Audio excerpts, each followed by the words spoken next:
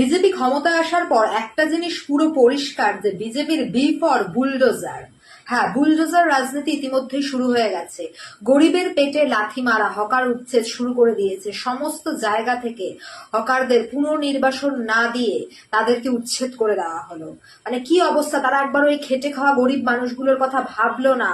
এতটা মানে কি বলবো, অমানবিক এই বিজেপি সরকার।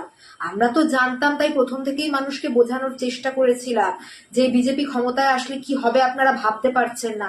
মানুষ বুঝতে পারছে, যারা বিজেপিকে ভোট দিয়েছিল তারাও এখন বলছে, গরিব খেটে খাওয়া মানুষরা, যে ভোট দিয়ে আমরা কাকে আনলাম, আমাদের পেটেই লাথি মেরে দিচ্ছে। এটাই কি চেয়েছিল মানুষ? এইভাবে হকার উচ্ছেদ করা হচ্ছে, ক্ষমতায় আসতে পারেনি, বুলডোজার রাজ শুরু হয়ে গেছে। পুনর্নির্বাসন না দিয়ে এইভাবে হকার উচ্ছেদ করা, এটা কি বিজেপি ঠিক করছে?